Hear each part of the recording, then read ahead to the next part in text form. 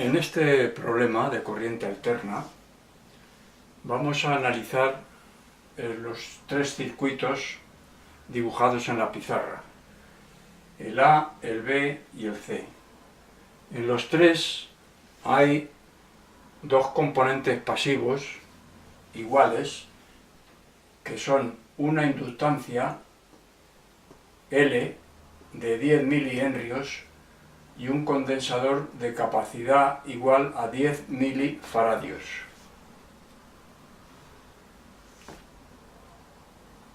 En el circuito A tenemos una fuente de intensidad y de T, y en el B y en el C tenemos fuentes de tensión.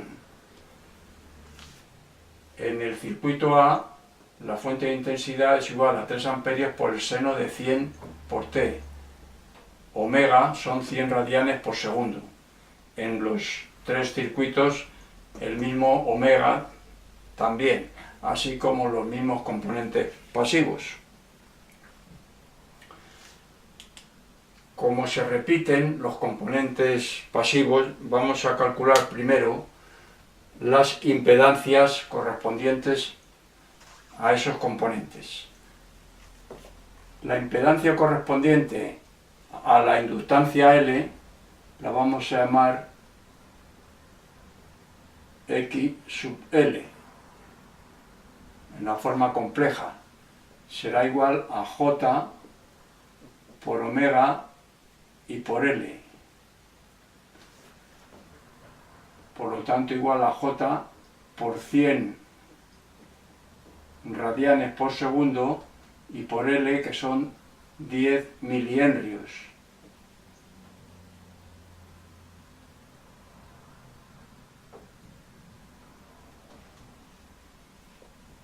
Esto es un henrio partido por segundo, que es un ohmio. Luego esto es igual a J por un ohmio.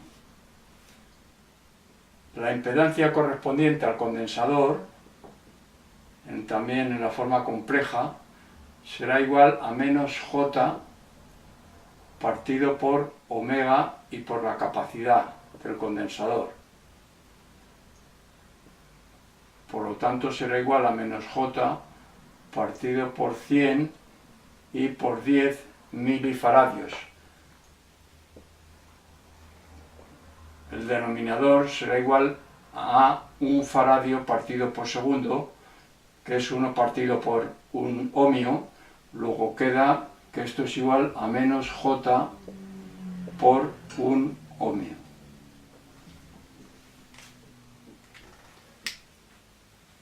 Como vemos, las dos impedancias son iguales, pero de signo contrario. Vamos a analizar primero el circuito A. En el circuito A vamos a utilizar el método de los nudos. Si llamamos I a la intensidad que llega al nudo A, en la forma compleja, será igual a la suma de las intensidades que salen del nudo A. La intensidad que llega es igual a la suma de las que salen, según hemos dibujado aquí esos sentidos, que ya sabemos que los podemos elegir según nuestro criterio. Por lo tanto será igual, I será igual a I sub 1 más I sub 2.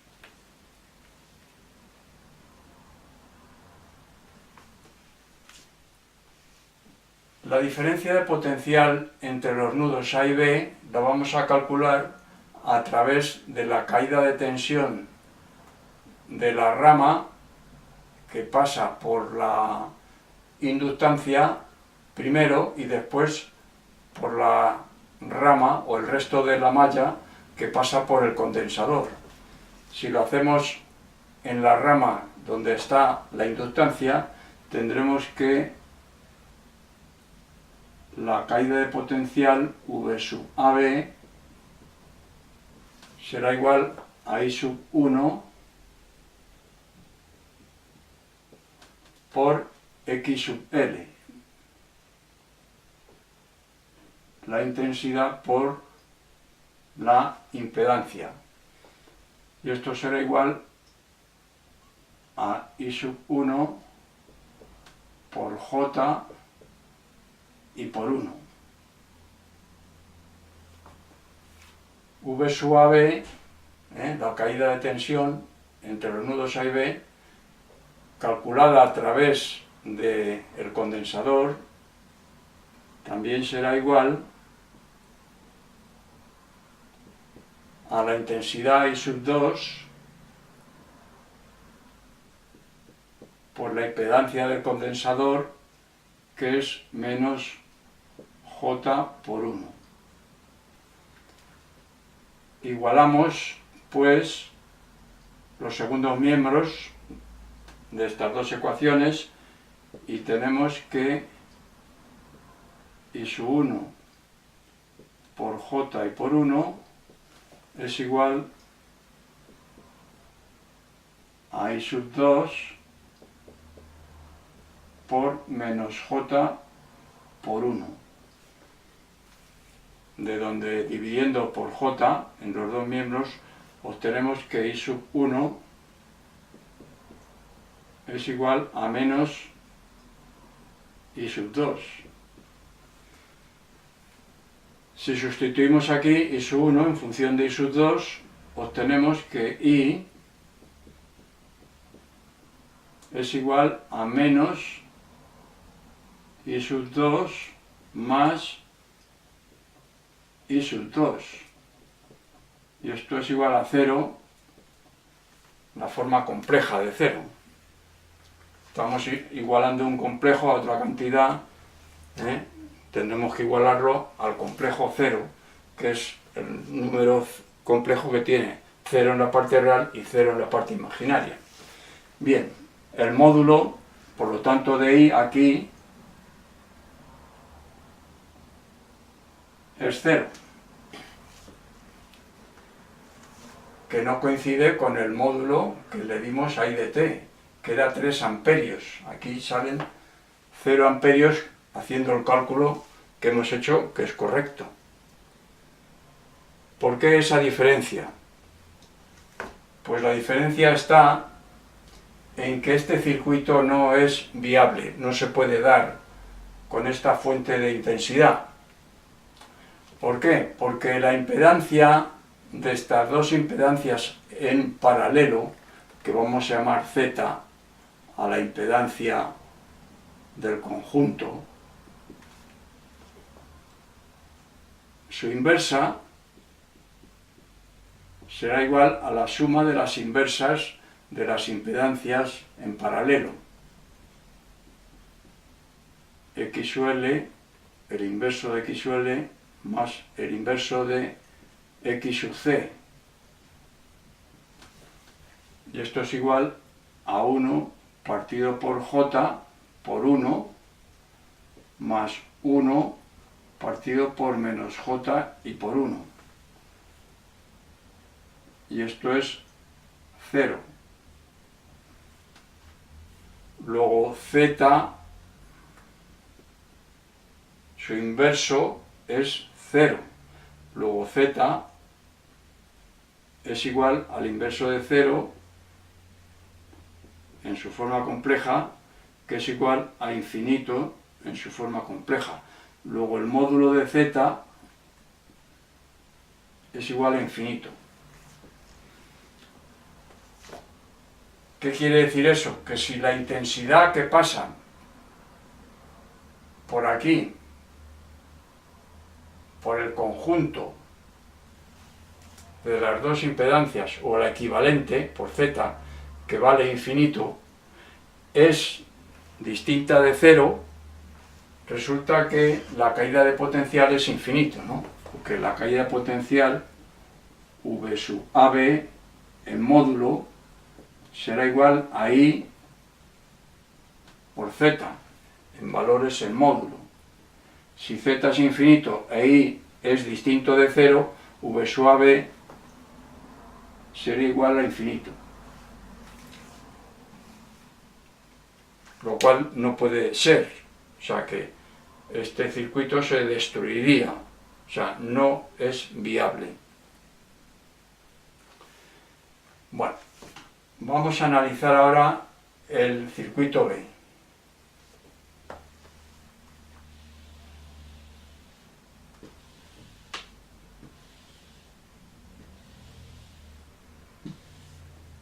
En el circuito B tenemos, como antes, las dos impedancias en paralelo, pero en vez de una fuente de intensidad tenemos una fuente de tensión, V de T, que es igual a 10 voltios por el seno de 100 radianes por segundo por T.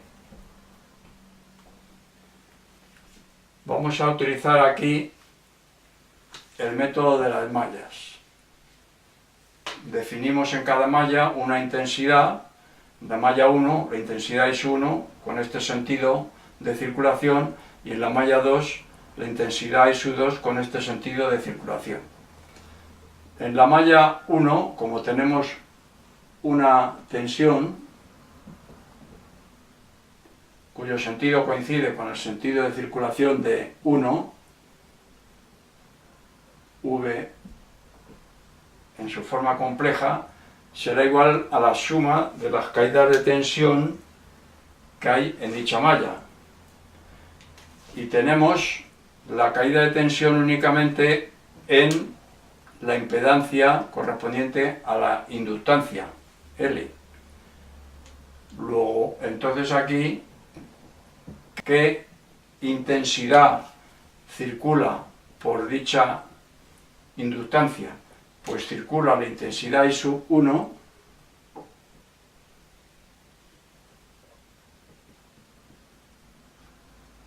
en el mismo sentido que V, por lo tanto entra con valor positivo, menos I sub 2, que aquí va en sentido contrario.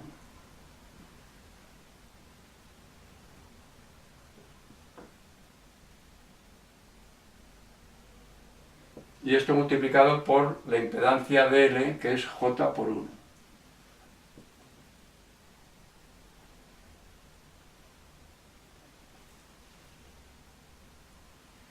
Vamos ahora a la malla 2. En la malla 2 no hay fuente de tensión. Aquí, por lo tanto, la suma de las caídas de tensión correspondientes a esa malla debe ser 0. Vamos a utilizar el complejo 0, que en la forma exponencial abreviada tendrá esta forma: 0 de amplitud y ángulo 0.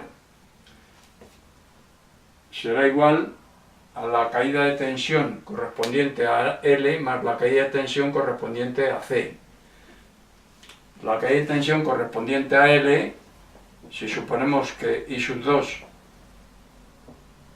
tiene sentido positivo, será I sub 2 menos I sub 1, porque aquí en esta malla el sentido positivo corresponde a I sub 2, por la impedancia de la inductancia, que es J por 1, más la caída de tensión correspondiente al condensador, que es I sub 2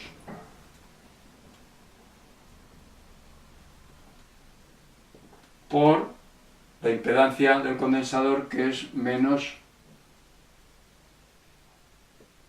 J por 1 ohmio.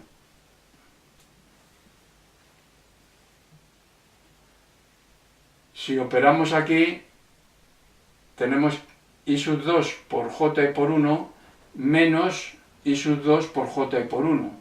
Luego, como me va a quedar I sub 1 por J por 1 igual a 0.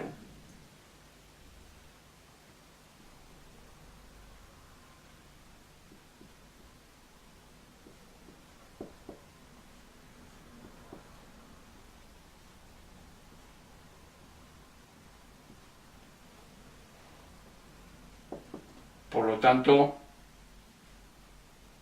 I sub 1, su módulo, será 0.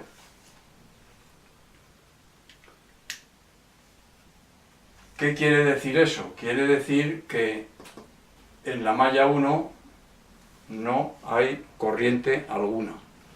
Vamos a ver cuánto vale I sub 2.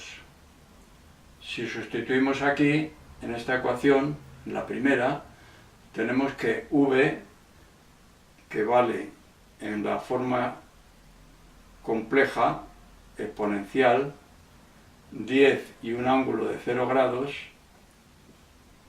esta es la forma correspondiente a V, es igual a I sub 1 por J por 1 menos I sub 2 por J por 1. I sub 1 es 0, luego esto me queda que es igual a I sub 2 por J y por 1.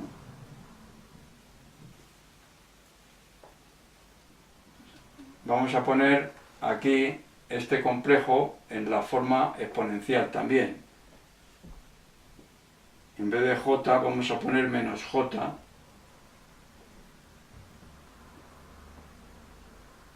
El complejo correspondiente a menos J es igual a 1 y un ángulo de menos 90 grados. Porque dejamos I sub 2,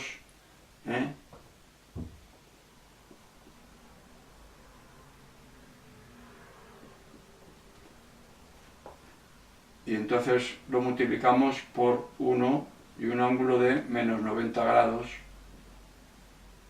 que es el complejo correspondiente a menos J por 1. Entonces, I sub 2, forma compleja, será igual a 10 y un ángulo de 0 grados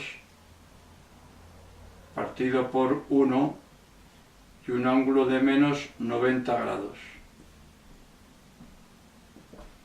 Y esto es igual a 10 amperios y un ángulo de 90 grados. Vamos a poner amperios, ya. ¿Eso qué quiere decir? Quiere decir que mientras que en la malla 1, como hemos visto, no hay corriente alguna, en la malla 2 hay una corriente que adelanta 90 grados al potencial, a la tensión de la fuente. O sea que si la fuente es V estella, pues la intensidad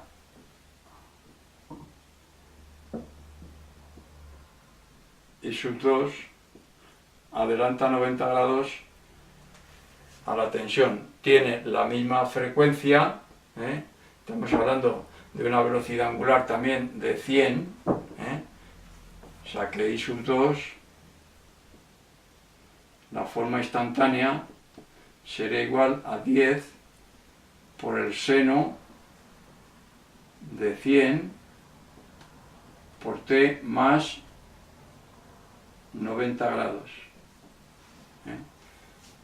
Si consideramos que V está en el eje real.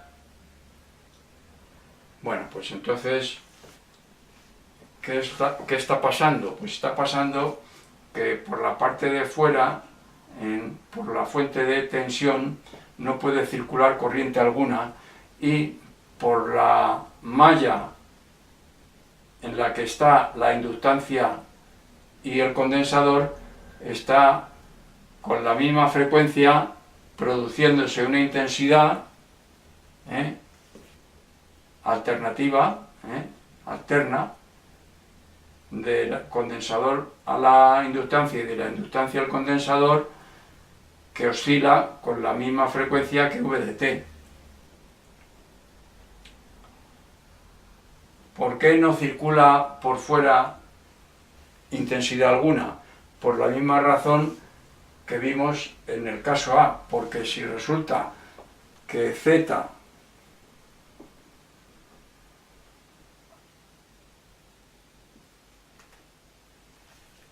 el módulo, vamos a hablar del módulo, equivalente a estas dos impedancias en paralelo es infinita, pues no puede haber corriente alguna que pase por esta impedancia, por la equivalente, porque si la hubiera, la caída de potencial sería infinita. Si hubiera una intensidad que circulara por dicha impedancia equivalente.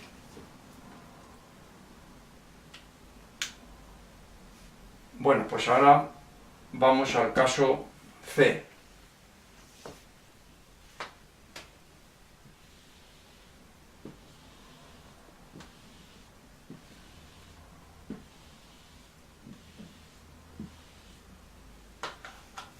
En el caso C tenemos los dos componentes L y C en serie y tenemos como componente activo V de T igual al anterior, una tensión que es igual a 10 por el seno de 100 por T.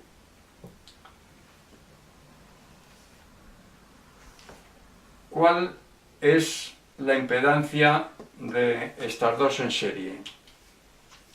Pues la impedancia Z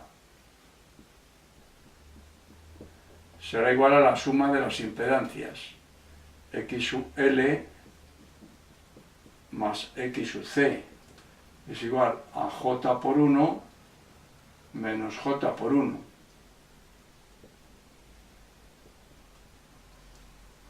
Que es igual a 0.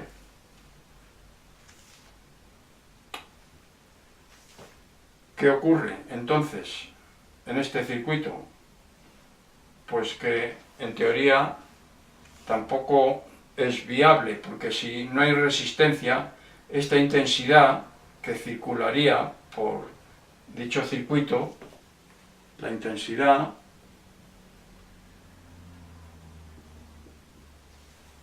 será igual a V partido por Z.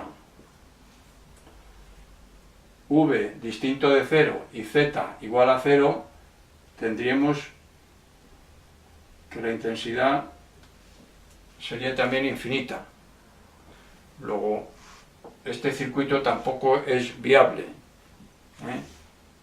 Se produciría una intensidad muy grande y se destruiría. Muy grande, no haría falta que llegara a ser infinita, evidentemente, nunca va a llegar a serlo. Además se da otro fenómeno en este circuito, y es que si la velocidad angular de la fuente de tensión, omega,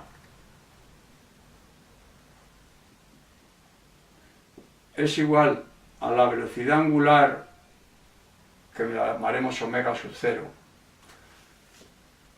propia del circuito, se da un fenómeno que se llama resonancia. Cuando estudiamos la descarga de un condensador en un circuito RLC, teníamos un condensador, una inductancia y una resistencia. Si cerrábamos el circuito cuando el condensador estaba cargado, en el caso de que R fuera muy pequeña, fuera acá, aproximadamente 0, o mucho más pequeña la impedancia correspondiente a R que la de L y C, pues entonces veíamos que la forma en la que se descargaba el condensador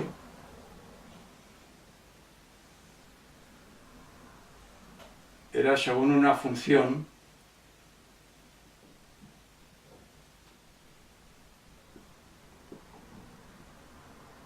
de este tipo, o sea que tenía un periodo de oscilación que llamaremos T sub 0. Ese periodo de oscilación T sub 0 era igual a 2pi por la raíz de L y por C.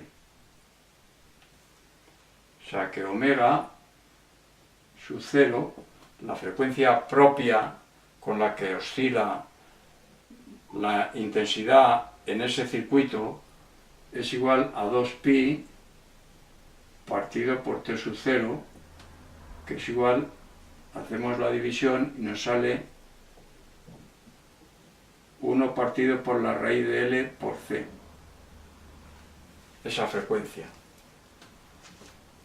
Si calculamos la frecuencia propia del circuito, aquí, omega sub 0, L en henrios, 0,01 henrio, y C en faradios, 0,01 faradio. Esto es igual a 100 radianes por segundo. Como vemos, coincide omega sub 0 con el omega correspondiente a la fuente de tensión. Luego, entonces aquí, ¿qué pasaría? Pues lo que pasaría es que la intensidad iría amplificándose. Se produce lo que llamamos el fenómeno de resonancia.